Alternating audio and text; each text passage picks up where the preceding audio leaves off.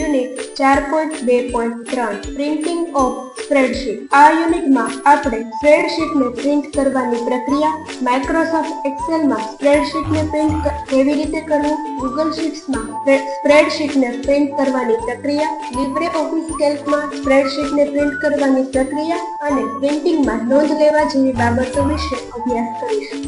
Spreadsheet છાપવાની પ્રક્રિયા। સ્પ્રેડશીટમાં data દાખલ કરવા, સંપાદિત કરવા અને વિશ્લેષણ કરવા ઉપરાંત પ્રિન્ટિંગ એ મહત્વપૂર્ણ કાર્ય છે। તે તમને તમારા ડેટાને શારીરિક સ્વરૂપમાં લાવવા અને જરૂર પડીએ તેને શેર કરવા માટેની મંજૂરી આપે છે। અહીં માઇક્રોસોફ્ટ એક્સેલ, ગૂગલ શીટ્સ અને લીબ્રેઓફિસ કેલ્કમાં સ્પ્રેડશીટ પ્રિન્ટ કરવા માટેની પ્રક્રિયા વિગતવાર ચર્ચવામાં આવી છે। માઇક્રોસોફ્ટ એક્સેલમાં સ્પ્રેડશીટ પ્રિન્ટ કરવી। 1.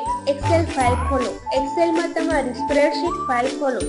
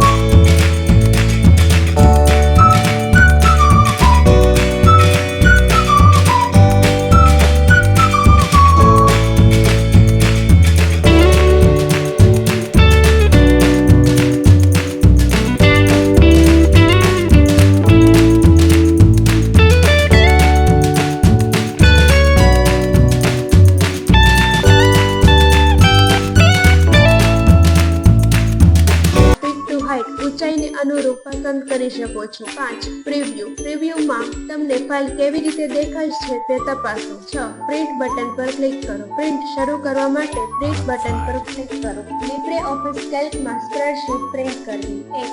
લીબ્રેઓફિસ કેલ્ક ફાઇલ ખોલો। લીબ્રેઓફિસ કેલ્કમાં તમારી સ્પ્રેડશીટ ફાઇલ ખોલો। 2. ફાઇલ મેન્યુ પર જાઓ। ફાઇલ મેન્યુ પર ક્લિક કરો। 3. પ્રિન્ટ વિકલ્પ પસંદ કરો। પ્રિન્ટ પર ક્લિક કરો। 4. પ્રિન્ટ સેટિંગ્સ કરો। પ્રિન્ટર તમારું પ્રિન્ટર પસંદ કરો। પેજ ઓરિએન્ટેશન, પોર્ટ્રેટ અથવા લેન્ડસ્કેપ પસંદ કરો। સ્કેલિંગ, રિડ્યુસ ઓર ઇનલાર્જ પ્રિન્ટ આઉટ, છાપવાના કદને ઘટાડો અથવા વધારો વિકલ્પ પસંદ કરી શકો છો। 5. પ્રિવ્યૂ। પ્રિવ્યૂમાં તમારી ફાઇલ કેવી રીતે દેખાય છે તે તપાસો। 6. પ્રિન્ટ બટન પર ક્લિક કરો। પ્રિન્ટિંગ શરૂ કરવા માટે પ્રિન્ટ બટન પ્રેસ કરો। પ્રિન્ટિંગમાં નોંધ લેવા જેવી બાબતો। 1. Page setting. ફાઇલને પ્રિન્ટ કરતા પહેલા પેજ સેટિંગ્સ એટલે કે માર્જિન, ઓરિએન્ટેશનને ચોક્કસ કરવા માટે ચેક કરો। ડેટા છાપવાની ગુણવત્તા। જ્યારે તમે ડેટાને પ્રિન્ટ કરો છો ત્યારે ખાતરી કરો કે જે માહિતી તમારે પ્રિન્ટ કરવી છે તે સ્પર્શ અને વાંચી શકાય તેવી છે। ફોર્મેટિંગ। સ્પ્રેડશીટનું ફોર્મેટિંગ પહેલેથી નક્કી કરવું જેથી પ્રિન્ટ પર સારી રીતે દેખાય। Thank you.